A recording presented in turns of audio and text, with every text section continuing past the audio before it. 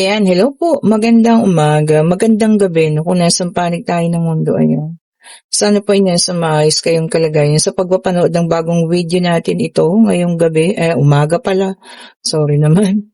Miyerkules na po ngayon ha, ng umaga. Ayan, siguro ano na, 6:00 pasado na, ayan katatapos-tapos lang nating magtrabaho 'no.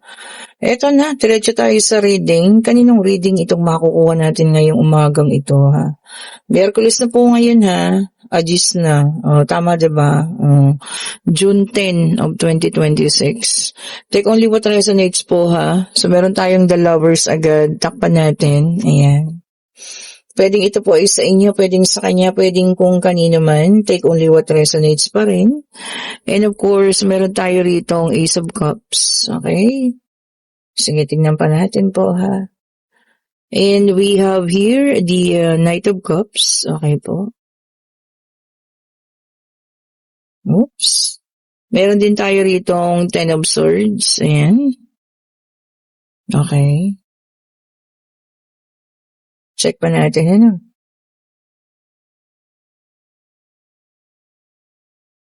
Ayan po. Sa lahat ng may gusto ng private reading para sa Biyernes, kayo po yung mag-chat na. Ayan. Ilang araw na lang. Ano?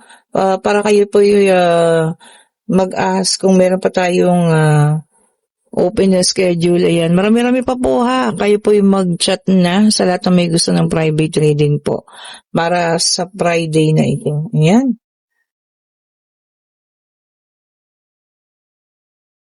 Oh, meron din tayo rito ang Three of Cups. And we also have here the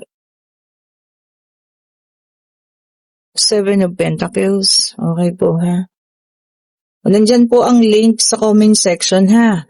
Click nyo lang yan, tapos mapupunta kayo sa aking Facebook page. Ayan. Mag-iwan kayo ng message doon. Okay po? At ako lang din naman ang inyong makakausap. Wala naman pong iba. Pagka ngayong umaga kayo nag-click nung link, hindi ko pa masasagot po, baka mga hapon, pagising ko. O, diba? Pasensya na kayo ha. Talagang ang tulog ko ay mula umaga hanggang tanghali yan. And meron tayong the Star. And we also have here the Magician. So, ayan, kompleto na ha. Okay po. Alam nyo, meron kayong naging ugnayan dati, no? Or baka naman hanggang ngayon, meron pa kayong ugnayan sa taong ito. Maaring dating minahal or maaring ka-relasyon mo rin sa ngayon. Ang taong ito. Pero nagkaroon kayo ng maaring paghihiwalayan ito or masakit na ending din. Ayan ha. Alam nyo, kaya siguro idinulot ng Diyos yun, ang inyong paghihiwalayan kasi siya po, yung taong, alam niyo yan, humaharang sa dapat magandang pag-ayos ng iyong buhay noon pa ha. Okay po? So, alam mo yun, kailangan mo ng pag-aksyon. Kailangan putulin mo na kung ano man yung, alam niyo yun, yung ugnayan ninyo ng taong ito. Kasi siya po yun, yung taong humaharang sa mga dapat na paparating sa iyo ha, matagal na. Okay po? And kung ito pong taong ito nakalipas na or umalis na sa buhay ninyo, may pagkakataon ito or talagang magkakaroon ng pagkakataon na siya po ay magbalik. Okay po. At naku, umalis ni. Kumbaga yun yung sige, diretsahin na natin ha. Siya po yung malas, 'di ba? Sa nangyayari sa iyo. Ngayon kung babalik, naku, wag mo na pong pabalikin ha. Sabi ko nga, putulin mo na yung ugnayan ninyo. O dahil siya po yung humaharang po sa lahat ng mga biyayan dapat noon pa natanggap mo na ha. Okay po. Eto meron pa kasing yung iba, humihiling pa ng, alam mo yan, pagbabalik dito ng taong ito. Pero, alam mo yan, nakaramdam ka ni ginhawa, di ba? Naging mas maayos yung buhay. Bakit natin kailangan pang hilingin na magbalik pa ito? O, di ba, aksyonan mo na, putulin mo na po kung ano man yung ugnayan ninyo, no? Totally, bitawan na. Para makapasok naman na lahat po ng mga blessings na para sa iyo, ha? Marami-rami po yan. Lahat ng hinihiling mo, nandiyan ang the Star. Bibigay at bibigay po yan, ha? Sabi ko sa inyo, same thing, tingnan niyo yan. So, lahat ng kahilingan, talagang parating na. Sabi niya, it's coming. Lahat ng hard work mo, it will pay off. Ayan. Huwag mo lang ibalik yung taong babara doon sa mga dapat na, alam mo yan, magagandang bagay na dapat mangyari sa buhay mo. Diba? So, wag hayaan, ha? And we have here the Nine of Pentacles. Sabi niya dito, stability is coming. Yun ang maganda talagang paparating na, ha? Ayusin niyo po. 'di ba? Piliin ninyo kung saan kayo. Mas gugustuhin niyo pa ba yung taong 'yan na nagdulot sa inyo ng sakit at ngayon, 'di ba? Gusto na naman niyang barahan yung mga paparating sa iyo. 'Di ba? Ano ba, 'di ba? Wag na, gumising na tayo, ha. Kailangan ng pagbabago, 'di ba? Kagaya nito, kailangan ng freedom, lumaya ka na sa mga ganyang sitwasyon po, ha. Palayain mo ang iyong sarili. 'Di ba? Para makamit mo na lahat po yung mga, alam mo yun, bibigay sa iyo ng Panginoon at ang Divine Universe, 'di ba? So, wag na natin pabalikin, ha. Okay po? Hayaan na natin siya. Bumaliktad ng kusa. And we have here the Seven of Wands. Ayan. Sabi niya rito, tagal mo tong pinaglaban, 'di ba? Para sa sarili mo, para sa pamilya mo. Bakit mo bibitawan dahil lang sa isang tao? 'di ba? Paglaban, ha? And we also have here the Empress na may dalang number 3. Ayan. Itong maganda, sabi niya rito, sustainability. Ibig sabihin na sakto, hindi kulang, masusustain lahat ng mga pangangailangan, lahat ng mga bagay na ninanais mo, 'di ba? Masusustain yan or maibibigay sa iyo. So, yan lang, ha. Huwag mo nang babalikin po yung alat. 'Di ba? Di ba sabi nila pagka 'di ba alat 'yun, yung mga ganun. Wag na po, Bagay nasa sa inyo pa rin, sabi ko nga. And we have here the Page of Wands. Ayan. Ito maganda, sabi niya rito, you will be optimistic, napaka-positive and full of energy. 'di ba? Yun ang maganda. Mamaya pag bumalik na naman tong taong to, naku, saktan ka na naman. Full of energy ka ngayon. Pagkatapos niya puro wala na namang energy. Dahil sa sakit na nararamdaman. Kayo po magtanda na, ha? 'Di ba? Pinagalitan ko pa kayo, Kasi 'di ba, paayos na Ito na nakikita mo na yung pagbabago, Between nandyan yung person na yan at wala, 'di ba? And we have here the Page of Swords. Ayan, ito na, sabi niya, think, sabi niya rito na mag-isip. Tama. Think before you action. Ganda, 'di ba? Talagang pag-isipan mabuti bago ka umaksyon, 'di ba? Baka naman umaksyon ka agad nang hindi mo lang pinag-iisipan ng mga bagay-bagay. Naku, masasadlak na naman tayo sa mga nakaraan niyan, 'di ba? At yung mga nakaraan na 'yun, masasakit 'yun. So pag-isipan muna, ha.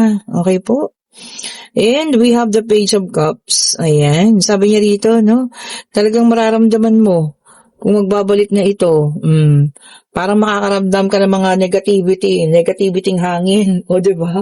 Pati yung hangin niya negative, ibig sabihin mararamdaman mo 'yun, 'di ba po? Sana walang epekto sa iyo, ha. Maramdaman mo lang na negative siya, para lumayo ka agad. And kinuha ko tong ating pangatlong deck of cards, ayan. Pwedeng ito sa inyo, pwedeng sa kanya, pwedeng kung kanino man, take what only resonates po, ha. Ayan, tignan natin. And we have here the Three of Pentacles, Earth sign, Taurus, Virgo, and Capricorn in reverse. Ito para sa iba, ha. Ayan, yung iba daw sa inyo, working alone. Nagtatrabaho lang mag-isa. Bakit? Walang gustong sumabay, walang gustong makisama. Well, okay na yan. Mas mabuting mag-isa ka kaysa yung may mga plastic kang kasama dyan. 'Di ba?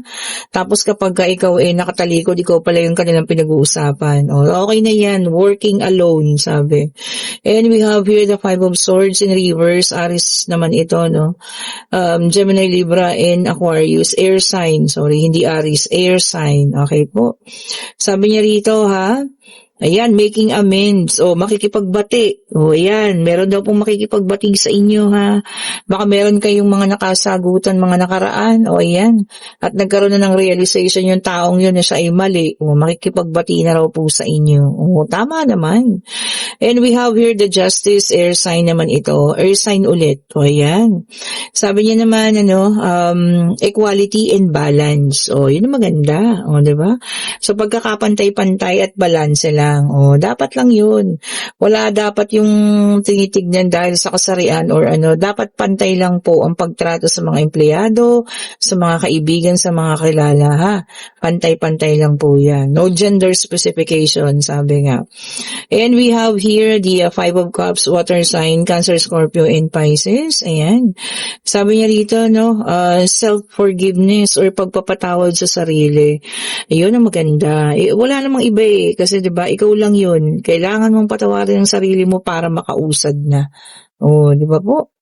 O, ayan, tignan pa natin. And we have here the strength, fire sign, Aries, Leo, and Sagittarius. So, lumabas na po lahat, ha, ng mga zodiac sign. Sabi niya naman dito, meron pong kakaawaan, compassion, ayan, baka tutulungan mo.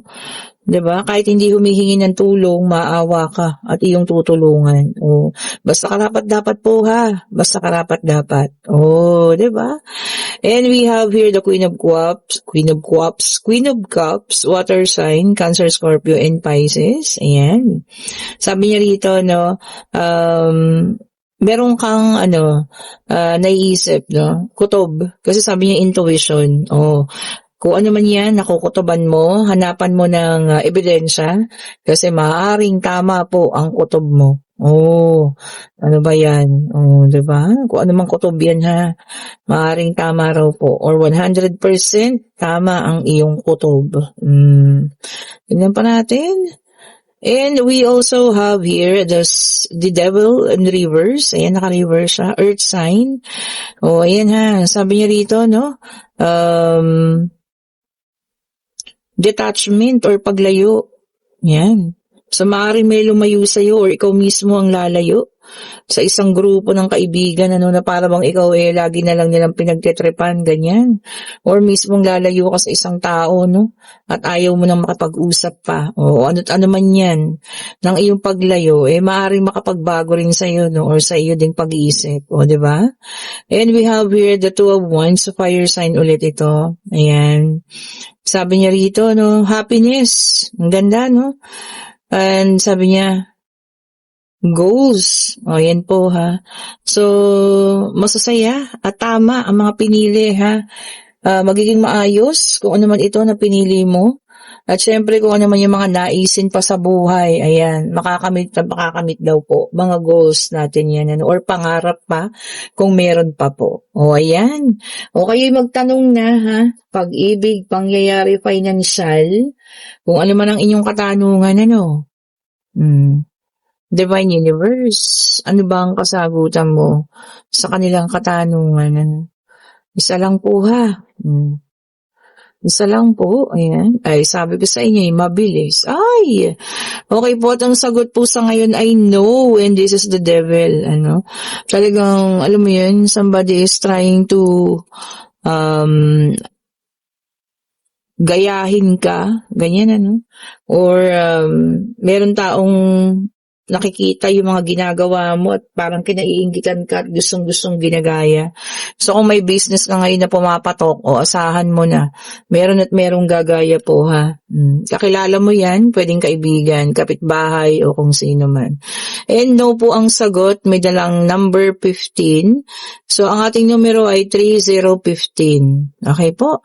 And kung gusto niyo ating reading pa, like, share, subscribe, and hit the notification bell para lalit kayong updated sa mga bagong videos na nire-release natin. And utang na loob po. Putulin mo na anumang connection mo sa taong, alam mo yun, humaharang sa mga blessing na dapat matagal mo nang nakuha. Okay po?